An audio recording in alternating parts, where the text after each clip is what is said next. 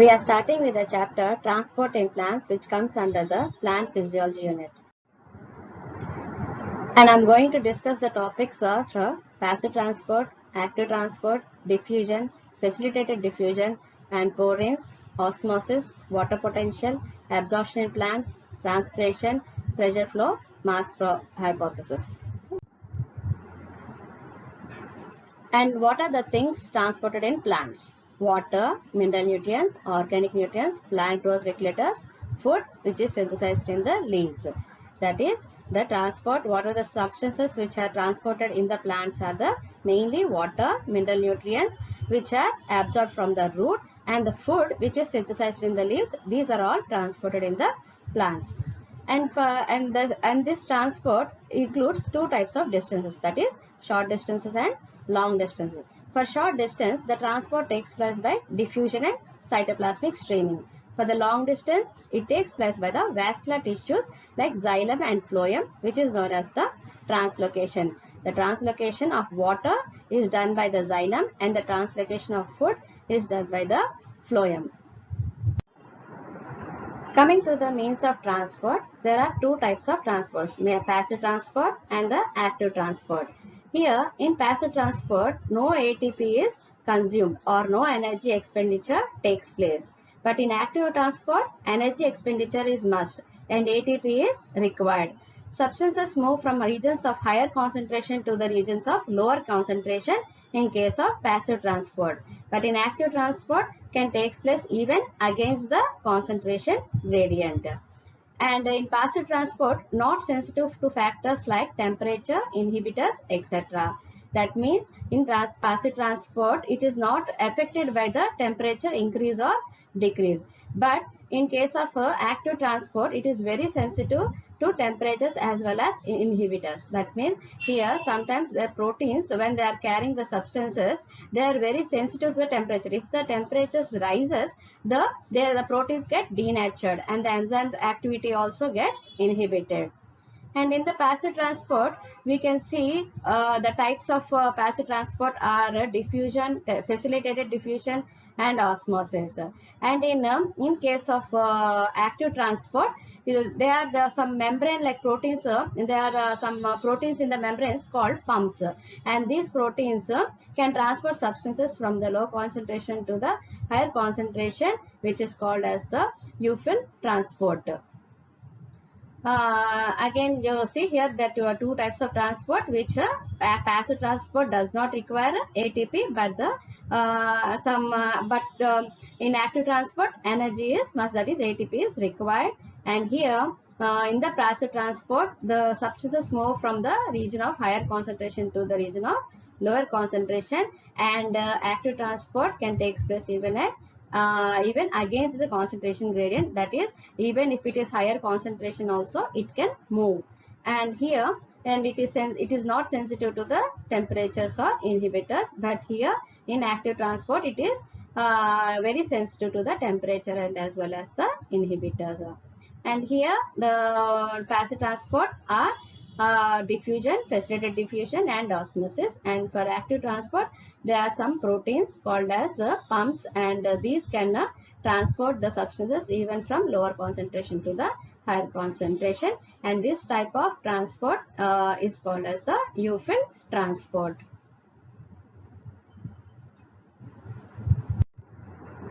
Next, coming to the process diffusion.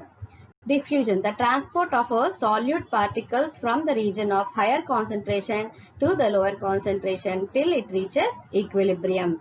What is diffusion means? It is also the passing of the substances.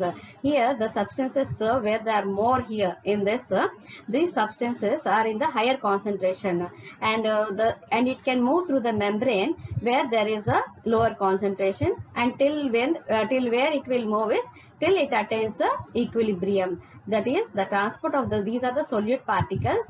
The transport of solute particles from the region of higher concentration to the region of lower concentration till it reaches the equilibrium. Suppose if we keep potassium permanganate crystals in a beaker, after some time the whole solution will become blue. That is, here diffusion process is taking place.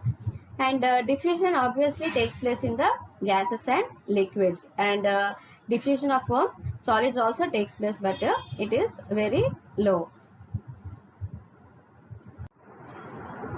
Now, if we see the factors affecting the rate of diffusion, here temperature, higher the temperature, faster the rate of diffusion. For example, we can smell the food which is cooked in the kitchen, but we can't smell the food which is in the fridge. That is, the higher the temperature, faster the rate of diffusion. And coming to density, higher the density, lower the rate of diffusion.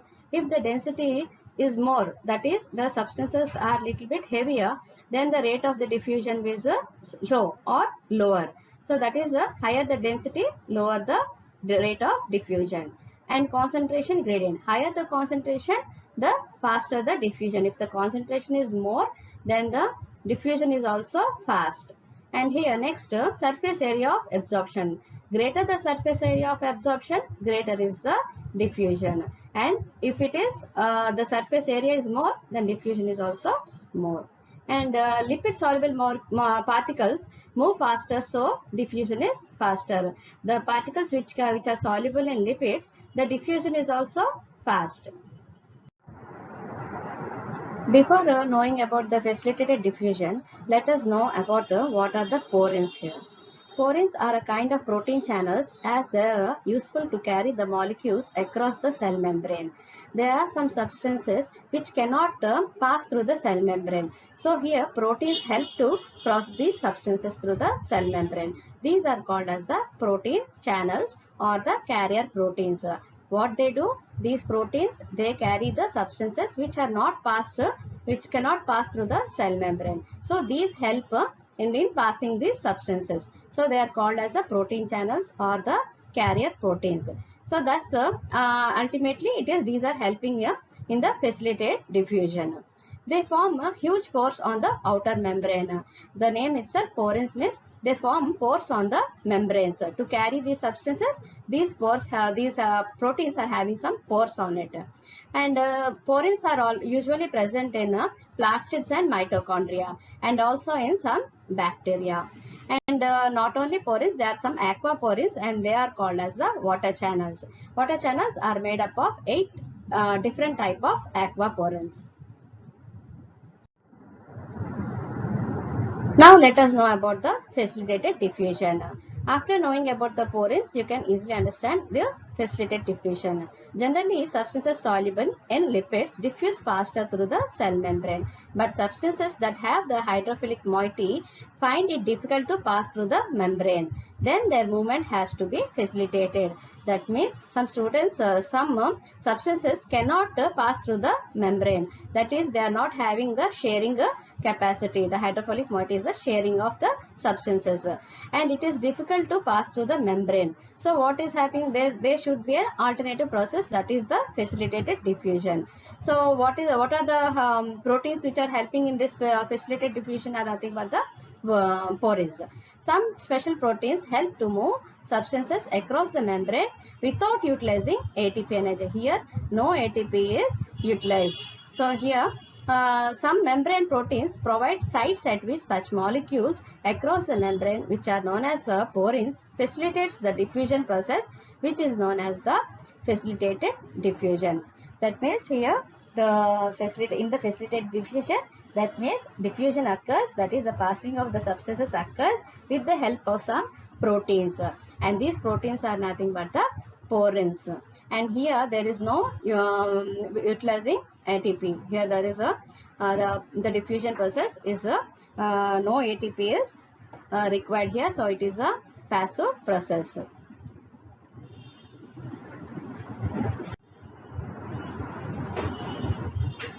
Next, coming to the directions of the substances, how there are the 3 types of directions. How these substances pass through the proteins, there are 3 types. They are uniport, antiport, symport. In uniport, when a molecule moves across the membrane independent of other molecules, the process is called uniport. In the uniport, the protein here is carrying one molecule or one substance at a time, and in one specific direction. So that type of direction is called as the uniport. And coming to antiport, when two types of molecules moves in opposite direction, the process is called as the antiport. Here two substances are there, but at a time the protein will transfer the one substance to other in the opposite manner. Okay, and next coming to the symport. So in this direction, when two types of molecules cross the membrane in the same direction, the process is called as the symport. Here two substances are there, A and B. They can pass through the protein at one time in the same direction. Then that type of direction is called as the symport. In the diagram, you can clearly see the uniport. Only one substance is passing through the protein, and here that is why it is called as a uniport. And in antiport, A is passing through this membrane to this protein, and B from the others from the cell inside, it is coming out from the protein, and this is called as the antiport. And here two substances at a time are passing through the protein.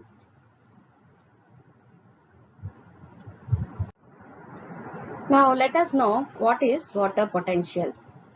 The greater the concentration of water in a system, the greater is its kinetic energy or water potential. It is defined as the measure of the relative tendency of water to move from one part to another part is called water potential. Here means the capacity of the water to move is called as the water potential.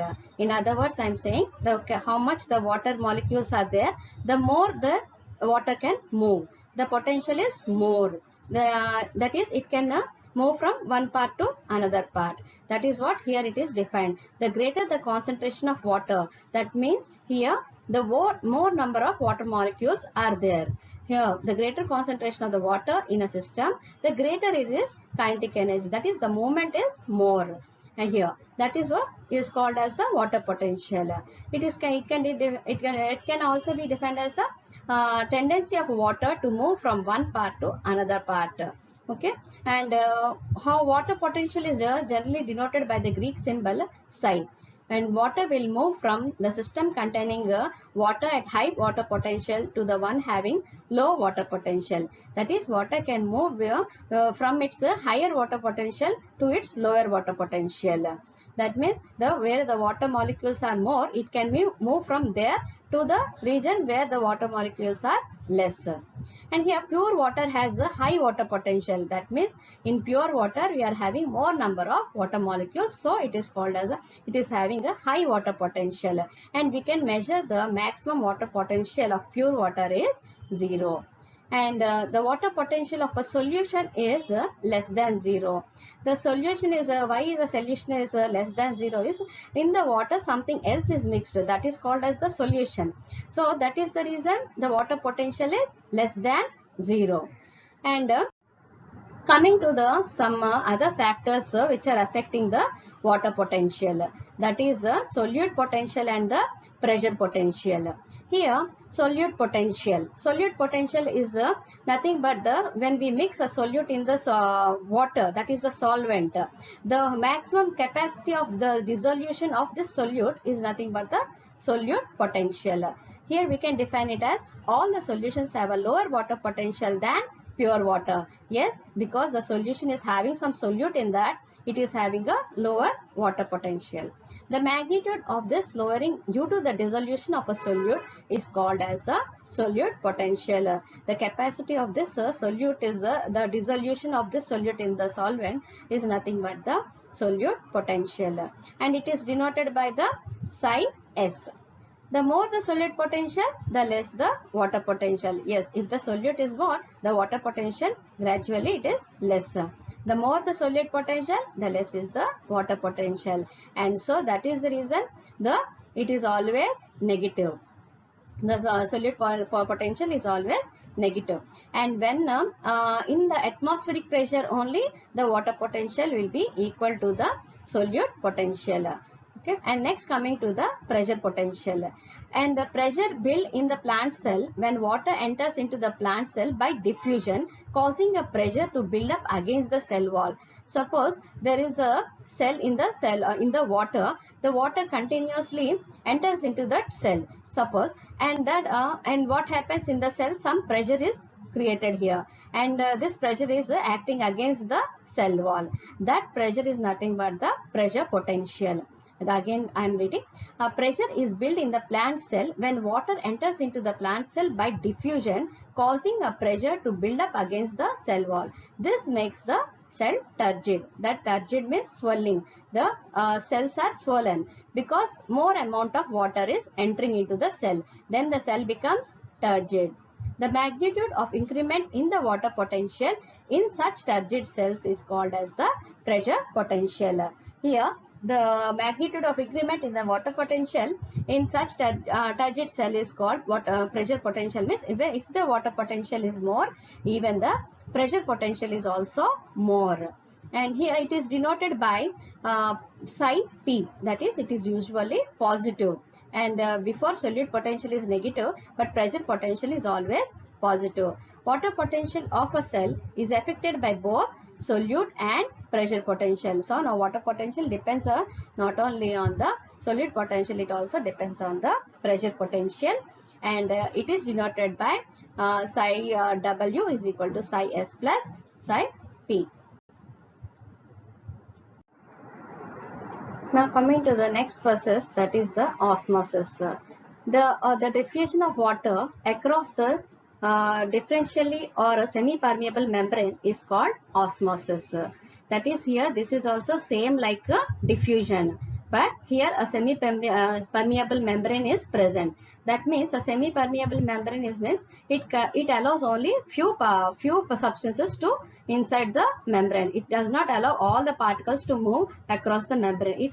It selects only some molecules to enter through the membrane.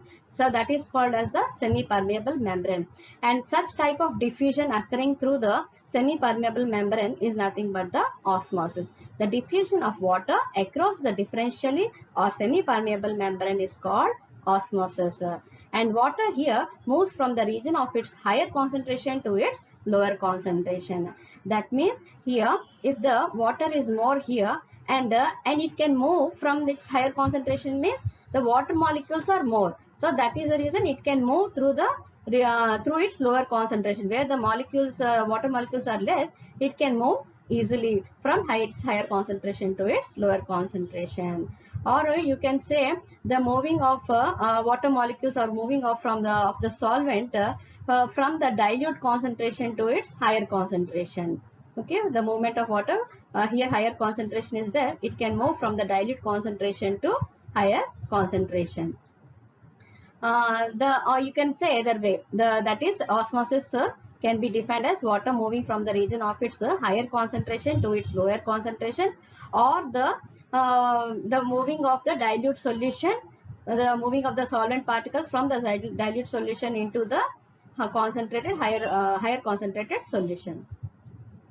And here the net direction and the rate of osmosis depends on both the pressure gradient and the concentration. Thus osmosis is depends upon the pressure which is created by entering the water into the inside the cell. Then that pressure and also it depends upon the concentration. And most of the water is absorbed by the plants through osmotic mode that occurs due to the concentration gradient. That is, in most of the plant cells, this process is only taking place. That is, the movement of water from cell to cell, the process is through the osmosis. Most of the process is by osmosis. And here no metabolic energy is required, so it is also called as the passive absorption. Here no energy is utilized here, so it is also coming under the passive type of absorption. And here now we will see how the osmosis is taking place in different types of solutions. Here isotonic, hypotonic and hypertonic solutions are there. Isotonic solutions, the solutions means both the in the cell or outside the cell, the solution, there is no osmotic pressure created, that is the concentration is same. So that type of solution is called as the isotonic solutions.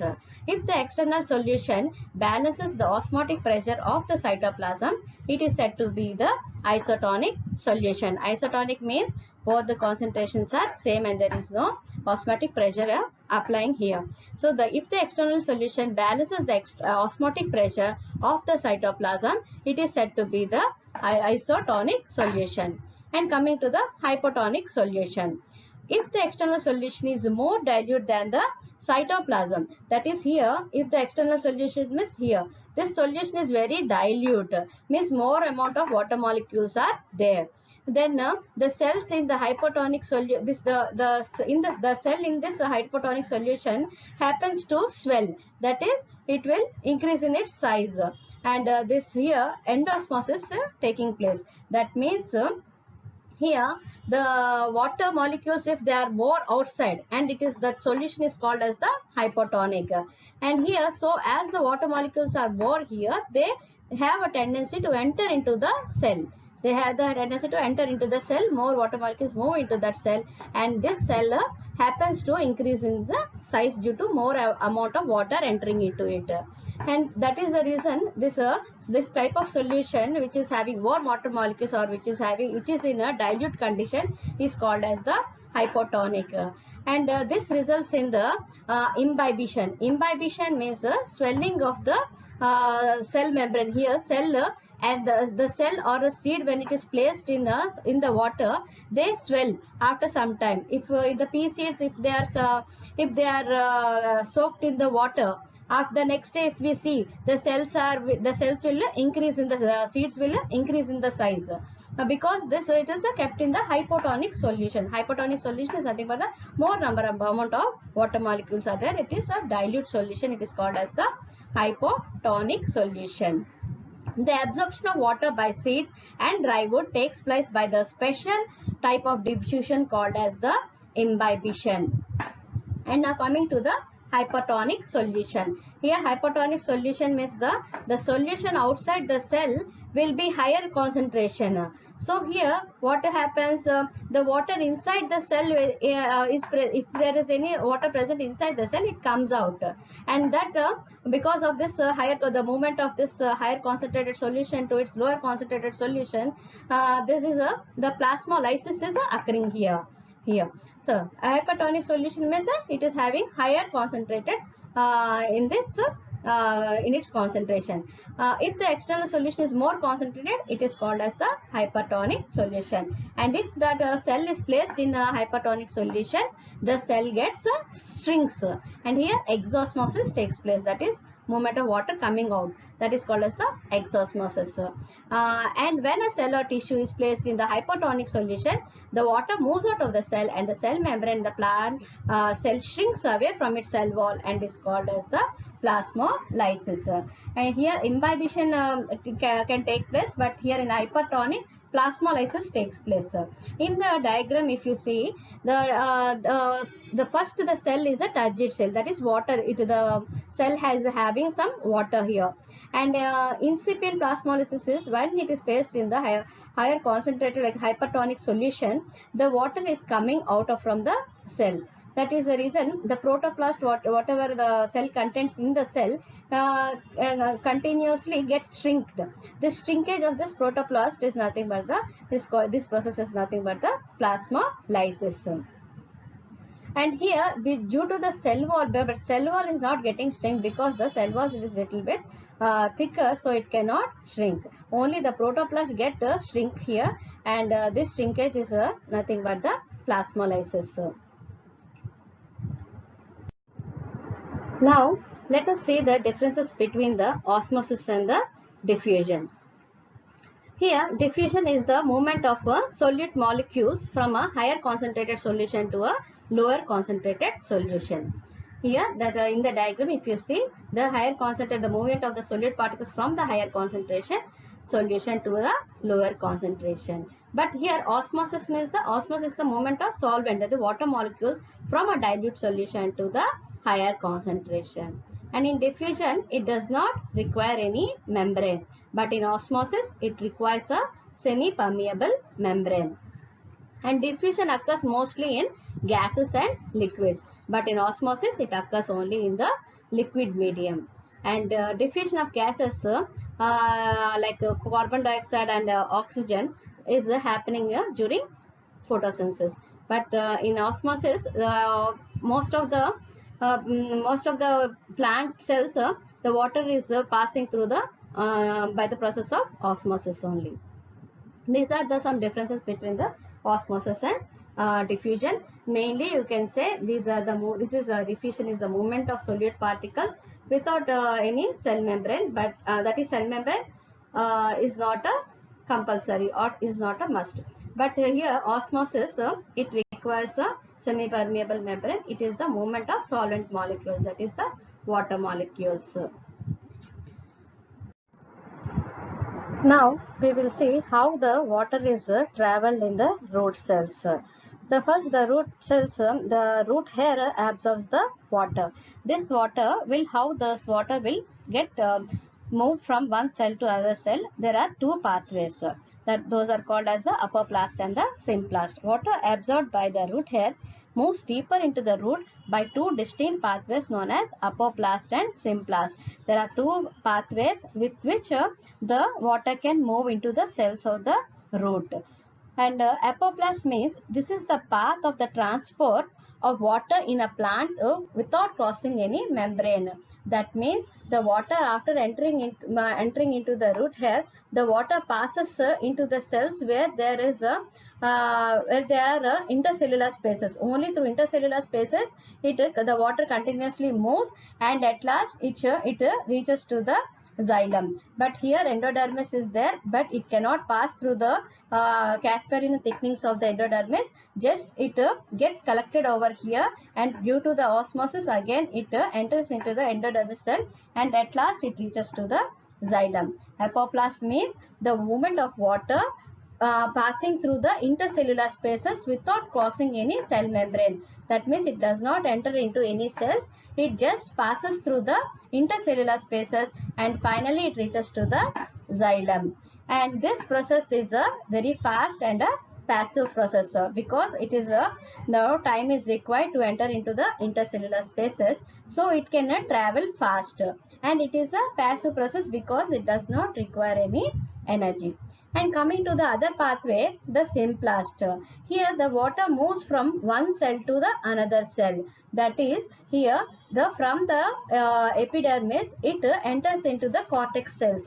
From the cortical cells again it enters into the endodermis, and from the endodermis to the pericycle, and from the pericycle it reaches to the xylem.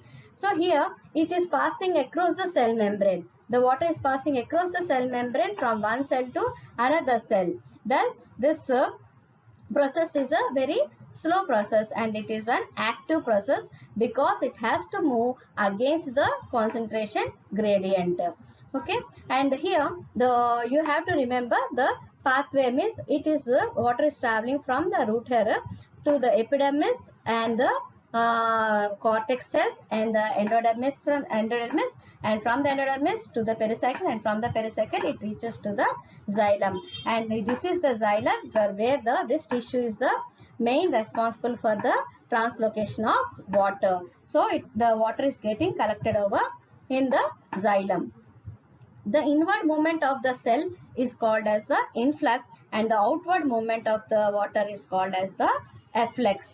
There are two types of movements. If the water is entering into the cell, it is called as the influx, and if the water coming out of the cell, it is called as the efflux. So these are the two pathways through which the water is entering into the root cells, apoplast and the symplast.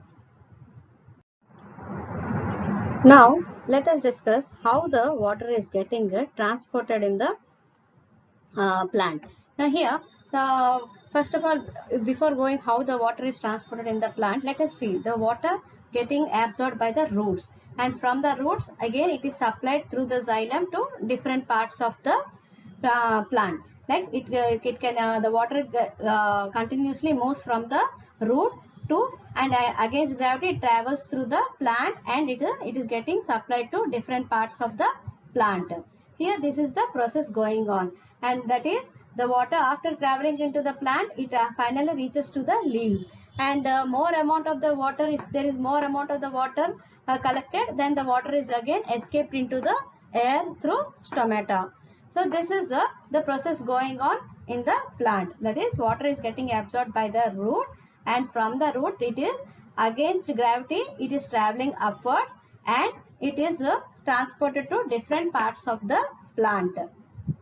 And finally, if the excess amount of the water is collected in the leaves, it is getting again passed out to the air through the means of stoma in the form of water vapor.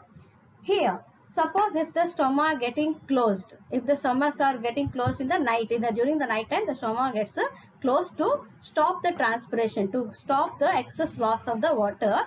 This stoma gets closed in the night. And but here the water absorption, if it is continuously taking place in the ground, the water absorption is continuously taking place by the roots. So here the water is getting absorbed, but here there is no escape of the water.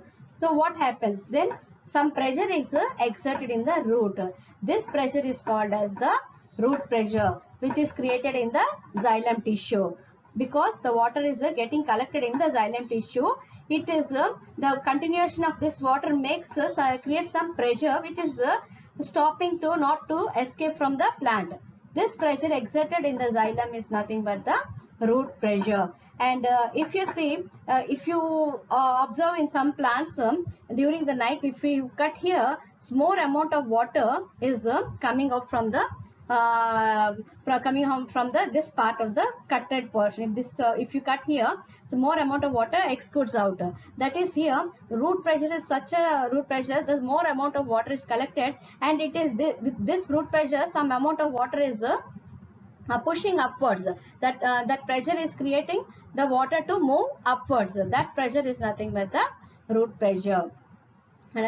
Now coming to the definition. As various ions from the soil are actively transported into the vascular tissue of the roots, water follows its potential gradient and increases the pressure inside the xylem is called as the root pressure. Here various ions from the soil, that is water ions or many, are absorbed by the root, and these are transported into the vascular tissue, that is the xylem. Here the water is getting collected in the xylem. Water flows its follows its potential gradient and increases the pressure inside the xylem. The water enters towards into the xylem by the osmosis, and here some pressure is created because there is no loss of water here, and this pressure inside the xylem is called as the root pressure.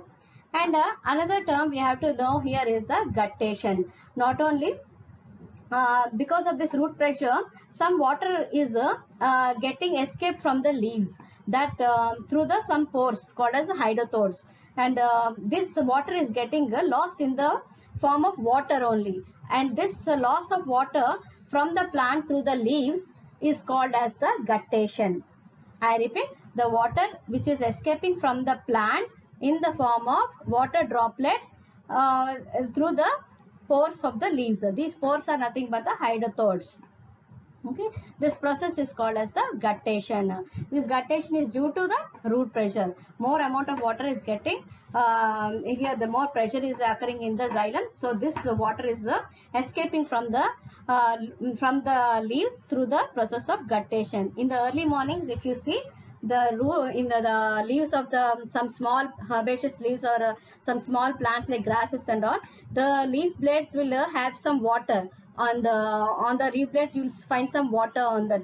This water is coming out from the hydrothodes which are present on the leaves. These are the openings of the veins. Okay. And see the definition. Excess of water exudes in the form of water droplets around the special openings called hydrothodes of veins near the tips of grass blades and the leaves of some herbs. This water loss in the liquid phase is called as the guttation. Guttation means the water loss in the form of a liquid. But in the transpiration, the water loss is in the form of vapor. Here, the water loss is in the form of liquid, and it is due to the root pressure. This is called as the guttation. Now, let us come to the topic how the water is transported up, how the water is moving upwards. That is upward movement of water. The upward movement of water is nothing but the ascent of sap. We can call it as the ascent of sap. Ascent of sap in the xylem tissue of the plants is the upward movement of the water and minerals from the root to the crown. Crown means till the end of the leaf, whatever the tip of the plant is called as a crown. The movement of water through the xylem towards the upward movement of the water through the xylem reaching from the root to the crown is nothing but the ascent of sap. And how this ascent of sap occurs, it is how this upward movement is taking place. It requires three factors like cohesion, adhesion and transpiration pull.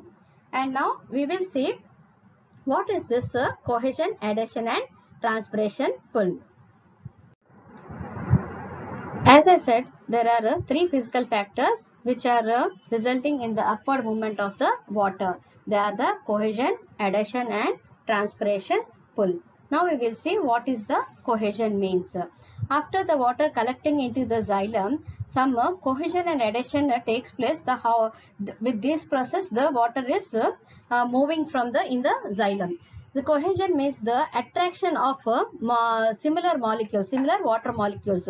There is a close binding of the water molecules. This binding of or this attraction of the water molecules is called as the cohesion. We can define as a mutual attraction between water molecules. And coming to the adhesion. Adhesion is the attraction of water molecules to the surface of the xylem. Suppose if this is the xylem, this is the wall of the xylem which is made of lignin, and here this water molecules are somewhat, they're getting little bit attracted to the lignin wall, so that it binds over here, and with this leaning, this whole water molecules get pushed upwards. This adhesion means the attraction between the water molecules and to the surface of the xylem is called as the adhesion. Due to this cohesion and adhesion, the water tends to move from upward, like this. It moves from like this. It moves in the xylem, upward movement. But actually the upward movement takes place by the transpiration pull. Here first the adhesion means the binding of the water molecules. Water molecules are tightly held, and when the hydrogen bonds are leaned with the, or they are getting attracted with the wall of the xylem, they are getting pushed, like they are getting the small movement is taking place from down to up. This after this happens the transpiration pull. The transpiration pull, before going to the transpiration pull, we will see what is transpiration. We know that after getting the water is transported, at last it reaches to the leaves, and from the leaf cells, the mesophyll cells, then from the mesophyll cells to the epidermal cells, and from the epidermal cells there is a stoma, and from the stoma the water escapes out in the form of water vapor. That is called as the transpiration. This process is continuous during the daytime. This process is called this reads a pull of the water. That is, it is continuously, the water is getting pulled from the leaves, because the water is escaping out. There is a force acting on it. This force is acting, this upward force acting on due to the transpiration is nothing but the transpiration pull. The driving force for upward movement of water is called as the transpiration pull. That is, here due to cohesion and adhesion, the water is getting pushed, and due to the pulling of the transpiration, due to the transpiration, some pulling forces have happened here, so the water is getting pulled upwards. That is, the upward movement is taking place here. So the water is continuously moving from the root to the different parts of the plant, and here the water is only moving upwards, not downwards. The xylem tissue, the water flows only towards the upwards, that it is a unidirectional. But in case of phloem tissue, it is multidirectional. From the leaves, it can travel to different parts of the plant. And coming to here, the transpiration is the water loss from the plant surface in the form of water vapor is known as the transpiration. The column of water continues to move to fill the space left by the water molecules that were pulled out of the leaves upon evaporation. That means here we can see that because of the transpiration, continuous transpiration only, the water is being pulled up. In the diagram, if you see the water uptake of the soil, the water is moving from the root hairs to the xylem tissue, and from the xylem tissue through the process of cohesion adhesion in the xylem, it happens to move in the water. It happens to move in the xylem tissue easily, and because of the pull, this water is being collected into the leaves, ultimately to the all the leaves, and from the leaves to the mesophyll cells, from the mesophyll cells to the stoma, the water molecules in the form of water vapor, it will evaporate here. This process is called as the transpiration pull. This due to this transpiration pull only, the continuous flow of water is taking place, and this is nothing but the ascent of sap. Now we will see how the opening and closing of a stomata takes place. Stomata play an important role in the transpiration. Because of stoma only, the rate of transpiration depends. The excess of water vapor is lost through the stoma. The transpiration, during the transpiration, the excess of amount of water which is collected in the xylem, it is escaped through the stoma. If continuously the stoma opens out, the transpiration is continuous, and there is a chance of plant getting wilting, that is, it may die. So that is the reason the stoma should close, and it should stop the process of the transpiration. And how the stoma will close and how it will open, we will see and also at what time the stoma closes and what time the stoma opens. Here, before going to the opening and closing of the stomata, just we will see the structure of the stoma. In earlier classes, you learned the structure of the stomata, that is, it is having two guard cells, and it is surrounded by the cells called as the subsidiary cells. These are the epidermal cells, then these two are the guard cells. In the dicots, the shape of the guard cells are the bean-shaped cells, and the surrounding cells of the stoma are called as the subsidiary cells. Here, the stoma cells, the guard cells, the inner lining is a little bit thick walled here, and this shape is in case of the dicots, but in monocots it is a different shape, that is the dumbbell shaped. They are called as a dumbbell shape, but here it is called as a kidney shape. And here, what happens, what results the stoma open? And another thing is stoma, these guard cells contain some chloroplast here. This only the epidermal cells which are having chloroplast is the guard cells. Other epidermal cells will not have chloroplast. Only the stoma will, only the guard cells will have the chloroplast. Here, this guard cells have the capacity during the daytime. What happens? Some water and some ions like potassium, chlorine ions, they continuously flow into the guard cells. This continuous flow of the guard cells, what happens? This cell walls becomes turgid, that is, they get swollen. This happens, this outer layer of this wall gets swollen. So it results in the opening of the stoma. That is the continuous entering of the water. That is, this is the hypotonic solution, and due to the osmosis, it is continuously entering into the guard cells, and these guard cells becomes turgid. Because these guard cells are becoming turgid, it results in the opening of the stoma, and the excess of water will passes from the stoma, and that is the reason this is happening in the opening of the stoma. And coming to the closing of the stoma, the whatever in the nights, to stop the transpiration, this stoma gets closed.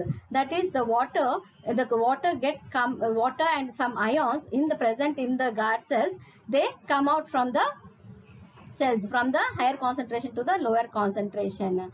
The exosmosis is happening. That is, the ions or whatever in the guard cells, they are pumped out. So that is the reason the guard cells become flaccid. That is, they close the stoma. That is the reason that results in the closing of stoma. And this is the opening of the stoma, and this is the closing of stoma. And here, if you see, the pH of the guard cells increases during daytime, and the potassium and chlorine ions move from the subsidiary cells to the guard cells and make them turgid. This results in the opening of the stoma. And what is about closing of stomata?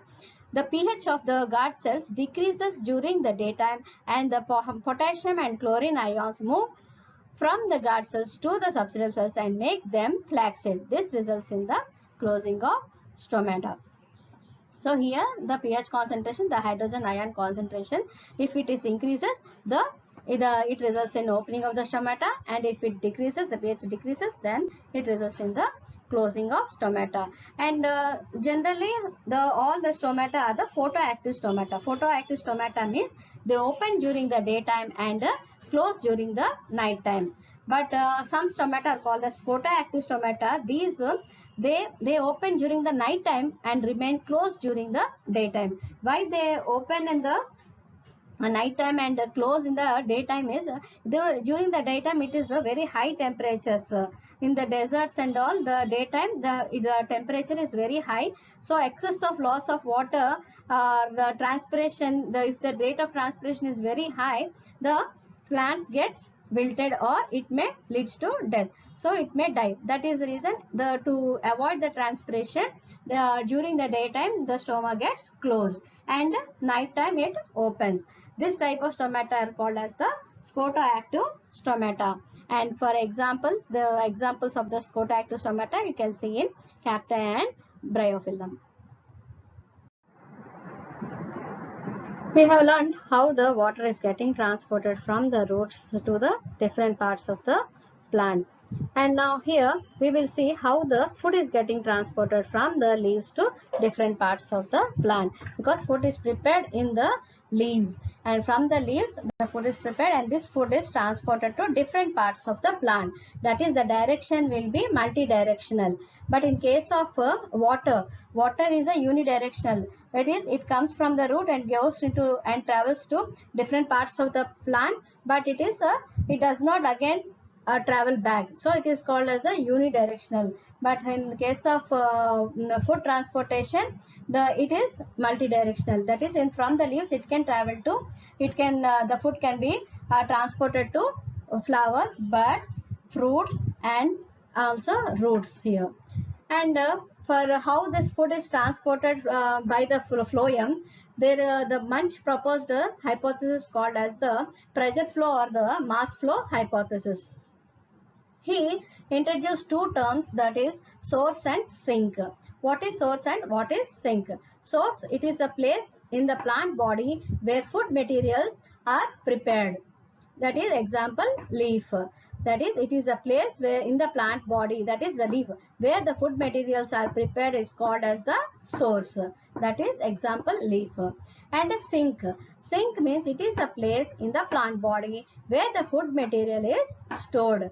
That is, food is getting stored in the roots or fruits or buds. That place is called as the sink. The food materials are getting stored here. And here, how the food is transported from the leaves to the sink. That is how this food is transported from the source to sink, we will say. Here, after the food is prepared with the help of water and carbon dioxide. This food is in the form of glucose, which is converted to sucrose.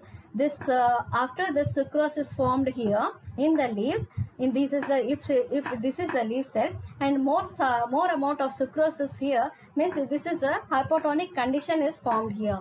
Due to this hypotonic condition, the water enters from the xylem tissue to the leaf cells. Then some pressure is created here, because due to this osmosis some pressure is created in the cells. Then the cells become turgid, and this starch or this sucrose substance continuously moves to the phloem tissue. Due to the hypotonic condition which is occurred in the leaf cells, the food is transported, the sucrose is transported to the phloem tissue from the companion cells to the sieve tubes in the phloem tissue. Then here some hydrostatic pressure, due to the water pressure and the hydrostatic pressure created here, and also the osmotic pressure, there is a lot of high pressure created here. So the food is getting transported to the lower pressure. Where there is the lower pressure, it is continuously flowing to there. And this hydrostatic pressure is helping the food transport from the high pressure to the low pressure. And at last, when it reaches to the sink cells where there is a hypotonic condition, the sucrose gets collected in the cells of the root or fruits or buds. That's those cells. After the all the sucrose or all the sucrose molecules gets collected, here also again the hypotonic condition occurs. Then the water again moves away from the cells, and again it enters into the xylem tissue. So here there is a continuation of the xylem tissue, the continuation of flow of the water, which helps in the food transport here.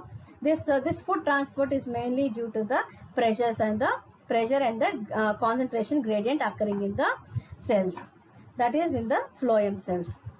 Now see here, it is the place in the plant body where the food materials are stored is called as a sink, and food is prepared in the plant leaves in the form of glucose. This glucose is converted into sucrose. This sucrose is moved into the companion cells. From there they enter into the sieve tubes of phloem by active transport. Thus hypertonic condition in the phloem is established. Water from the adjacent xylem flows or moves or into the phloem by osmosis. Osmotic pressure is built up in the phloem sac and moves to the areas of the lower pressure and finally to the sink. At the sink, the sucrose is converted into starch and it is stored. And where the food is stored finally? In the sink. And the sink may be, it is roots or the tubers or the fruits or the buds. And here now we learned how the food is transported from the leaves to the different parts of the plant. And this completes the chapter transport in plants. Note down the questions, children. These are the multiple choice questions. All these terms we already discussed in the class.